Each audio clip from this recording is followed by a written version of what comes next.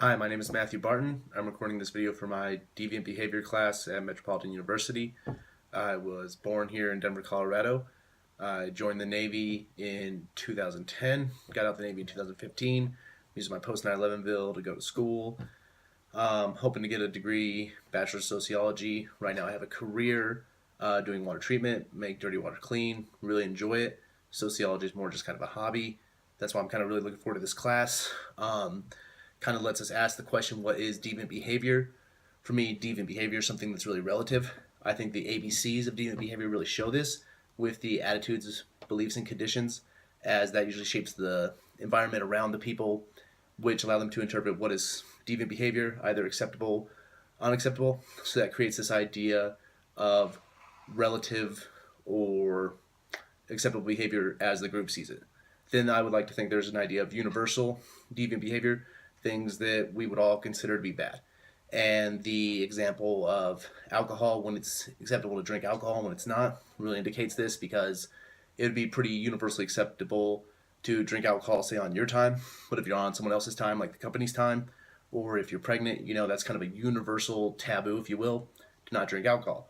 So that's one of the universal deviants as versus a relative deviance. Whereas some group might perceive drinking alcohol to be bad just in general, certain religious context, other groups don't see that.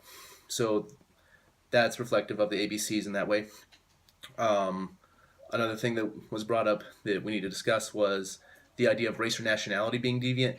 And that to me, again, just really truly reflects relative deviance, because no one could really see that as universal deviance.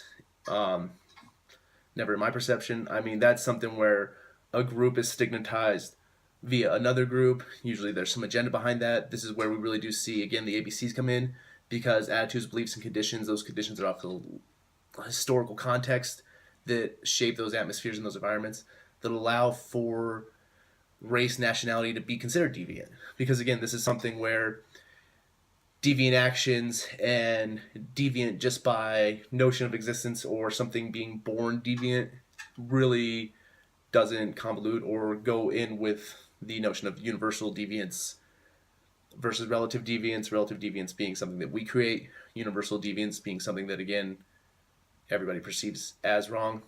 Um, Again, I would have liked to have cited my text. I'm going to be fully honest here, didn't get my textbook yet.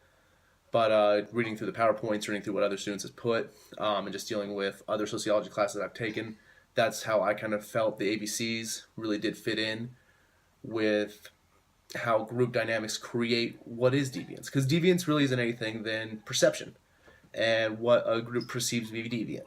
And you can even take in universal deviance into that and make arguments all day about it. And another good example, alcohol and nationality are things cited here. A good example I like to think of is eating beef. Here in America, we just eat tons of beef. We eat beef all the time. Whereas, say, in Indian culture, that's something that's really taboo and you would almost never hear of.